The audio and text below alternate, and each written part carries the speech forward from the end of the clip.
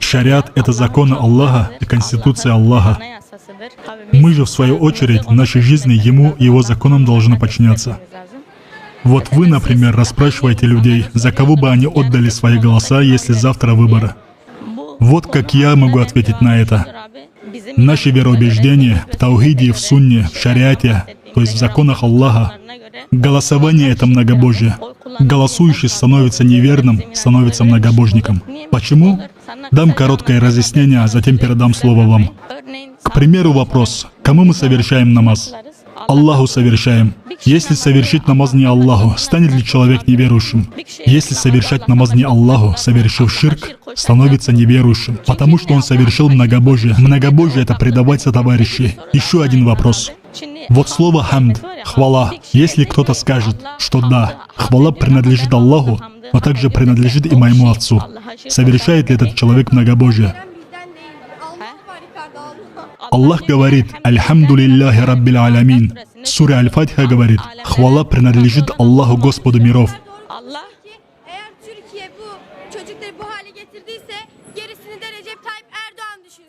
Аллах это право отдает лишь себе одному. И мы сказали, что любой, кто направит что-то из прав Аллаха другому, становится неверующим. Теперь мы дошли до вопроса решения. Аллах говорит в Коране, говорит в суре Юсуф: решение принимает только Аллах. И далее Он говорит: Он повелел, чтобы вы не поклонялись никому, кроме Него. Сначала говорит слово «хукм», а затем связывает это с поклонением. Здесь мы понимаем, что хукм — это поклонение. В суре Аль-Кахф Аллах говорит: никто не принимает решение вместе с Аллахом. И во многих аятах Аллах говорит про хукм, про решение, что оно принадлежит только Аллаху. И мы уже сказали, что кто совершит намаз не Аллаху или воздаст хвалу кому-то другому помимо Аллаха, становится кафиром. Так принятие решения Аллах именует поклонением. И если мы принятие решения возьмем и отдадим людям, разве не станем кафирами, судя по этим аятам? В суре Ат-Тауба Аллах говорит: они признали господами помимо Аллаха своих первосвященников и монахов, а также Мессию, сына Марьям. Когда пророк прочитал эти аяты, к нему пришел Ади ибн Хатим: «О посланник Аллаха, но мы же не признавали их господами». Пророк ответил: они дозволили запретное и запретили дозволенное, а вы же подчинились им. Это и есть ваше поклонение им. И теперь давайте сравним эти аяты с сегодняшним днем. Правители запретили дозволенное Аллахом и дозволили запрещенное им. Прелюбодеяние запретно, но они под свободой выбора дозволили это после исполнения 18 лет. Опьяняющие напитки харам по законам Аллаха, но сегодня система разрешает это. Те, кто их поддерживают, разве не поклоняются им, судя по этим аятам? Аллах говорит в суре Майда: кто не принимает решения в соответствии с тем, что не спослал Аллах, являются кафирами.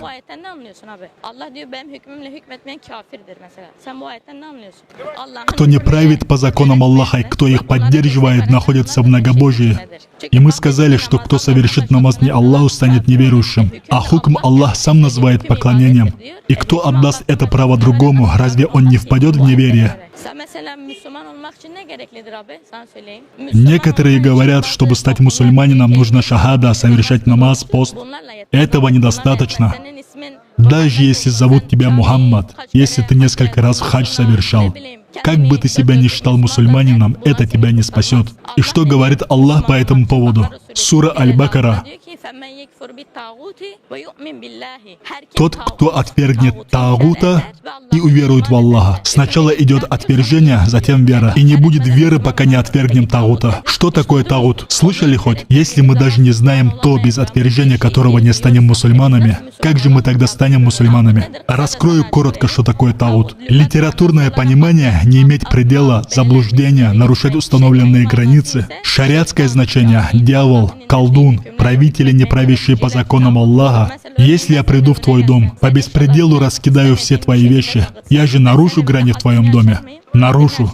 И весь мир владение Аллаха. И если в ней не судят по его законам, значит люди стали тагутами во владении Аллаха, приступившими грани.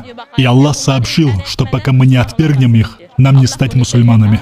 И теперь система. В основе весь мир — система Аллаха, владение Аллаха. Мы обязаны жить по его законам. Но если мы, слабые творения, не управляющие ничем в его системе, судим по своим собственным законам, значит мы тоже стали таутами, и Аллах называет нас неверующими. Нам нужно покаяться. Наше вероубеждение таково, что голосование — это многобожие. Я просто постарался разъяснить это вероубеждение в свете аятов и хадисов. Да наставит нас Аллах. Поистине ад — это очень страшное место и вечная обитель.